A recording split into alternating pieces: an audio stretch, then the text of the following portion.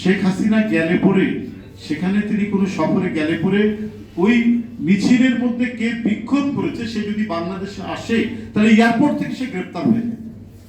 লন্ডনের বিক্ষোভ মিছিলে কারা কারা ছিল সেই ছবি গোয়েন্দা বাহিনীর কাছে আসে, তারা যখনই বাংলাদেশে আসে গ্রামের বাড়ি থেকে গ্রেপ্তার, তাহলে এয়ারপোর্ট থেকে গ্রেপ্তার হয়।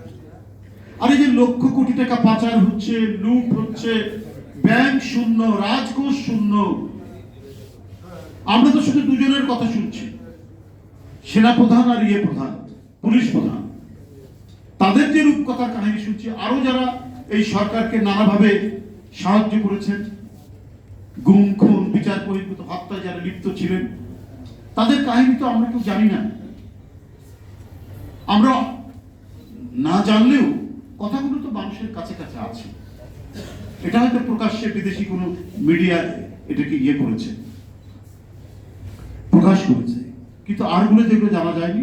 তাহলে এই 17 বছর ধরে এই সরকার কত যে অপকর্ম করেছে, কত যে নিষ্ঠুরতা করেছে, ক্ষমতায় টিকে থাকার জন্য যাকেই তারা প্রতিদ্বন্দ্বী মনে করেছে তাকে পৃথিবী থেকে সরিয়ে দিয়েছে, এবং নিজের লোকগুলোকে অর্থে বৃত্তে আঙ্গুল ফুলে কলা গাছ বানানোর জন্য তারা করেছে নানা ধরনের প্রচেষ্টা।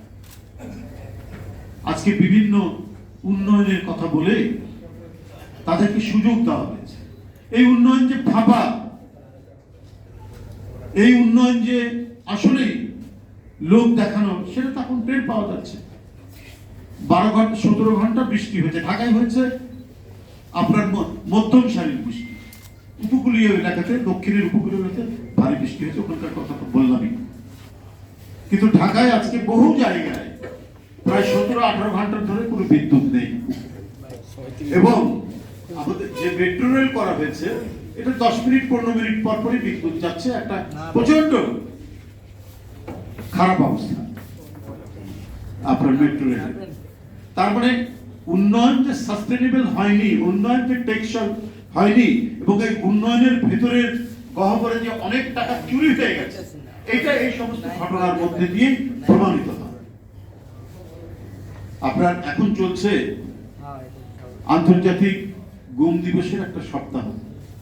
আপনি জানেন যে বাংলাদেশে গুম এবং বিচার বহির্ভূত হত্যার যে থামেনি, এটা আন্তর্জাতিক মানবাধিকার সংস্থাগুলো প্রত্যেকেই এই গুম সপ্তাহে সম্ভবত 24 তারিখ থেকে 30 তারিখ পর্যন্ত বা 31 তারিখ পর্যন্ত এই শেষ সপ্তাহ, অর্থাৎ মে মাসের শেষ সপ্তাহ হচ্ছে আন্তর্জাতিক, মানে যে গুম করা হয়েছে, গুমের যে শিকার ব্যক্তি তাদের স্মরণে তাদের ইয়েতে গুম সপ্তাহ। এর মধ্যে আপনার এই রিপোর্ট করা হয়েছে বিভিন্ন আন্তর্জাতিক মানবাধিকার।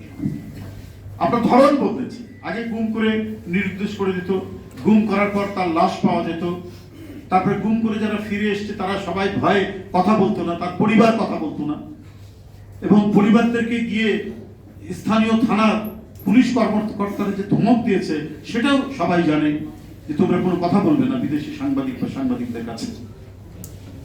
তো এখন গুমের ধরনটা কিরকম নিয়ে আটকে রাখে, 10 দিন 12 দিন 15 দিন আটকে রাখার পর তারপরে থানায় সুপর্দ করে। এই যে 10 দিন 12 দিন 15 দিন 1 মাস যে আটকে রাখে, কে নিচ্ছে? আপনার আইন শৃঙ্খলা বাহিনী নিচ্ছে। আইন শৃঙ্খলা বাহিনীর গ্রেপ্তার থেকে শুরু করে তাকে কোর্টে হাজির করার সময় হচ্ছে 24 ঘন্টা। গ্রেপ্তার করার সময় থেকে তাকে জানানো দিতে হবে। তাহলে যে এই যে টাইমটা 17-18 দিন, এটাও তো একটা আন্তর্জাতিক মানবাধিকার বিরোধী একটা অপরাধ, এটাও তো ভয়ঙ্কর অপরাধ, যেটা এখনো থামেনি। সেটা এখনো এই সরকার করে যাচ্ছে একের পর এক।